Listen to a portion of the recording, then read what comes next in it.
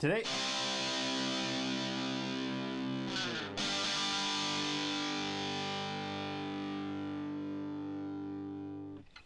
other interesting political news, you have New York City banning TikTok on government phones, which, I was going to say, let me look at the clock. They're only years behind everyone with, a modicum of intellect, which, again, is New York City.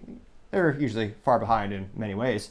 Now, specifically, this is New York City Mayor Eric Adams, and his administration is banning TikTok from government phones and computers, citing cybersecurity risk about the Chinese-owned video app, which, again, we've known about that for years. Why only just now?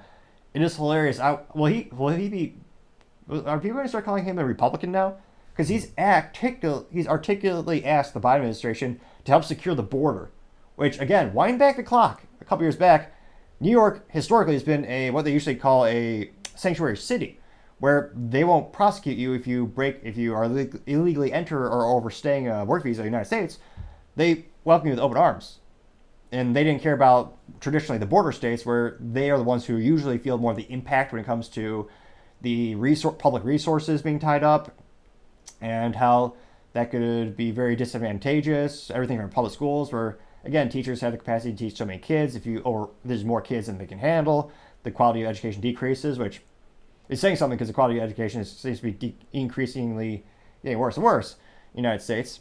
But yeah, all of a sudden, even the mayor of New York City is saying the border is open too much. And interestingly enough, he's not being pejoratively called a Republican yet because he's elected Democrat. But it'll be interesting to see if this hurts him in the political polls. Now, it looks like more than 30 states thus far have barred employees from using TikTok on government devices, including the state of New York.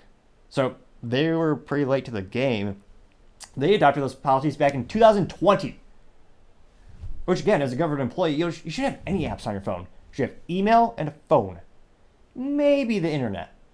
Like, as a government employee, you're supposed to be working for the people. Why do you need a social media app on your phone?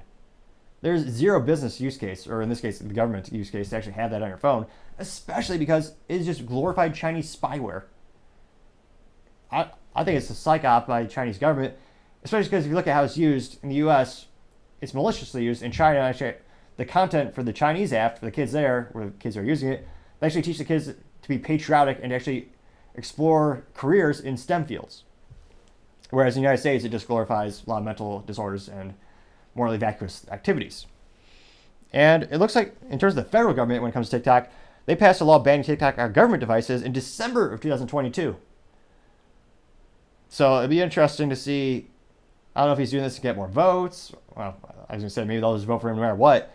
But politically speaking, talk about being late to the game. Over 30, well, I was going to say, that's also pretty pathetic that there's 20 other states who still haven't adopted this. Again, there's no business justification to have that on your phone, especially if you're a government employee. But I digress, at least for now. Thank you again, everyone, for taking the time to tune in. If you could do us a favor, click that subscribe button. I'd greatly appreciate it. We're trying to get to 3,000 subscribers by the end of the month. Also, don't forget to take the time to like and comment. Your feedback is also greatly appreciated. It makes the videos better and better, as the feedback makes my critique of everything from the content to the visuals of the increasing better and better. Also, don't forget to tell your family, tell your friends, tell your coworkers, heck, tell your enemies, tell anyone and everyone. Just stay safe and fight the good fight.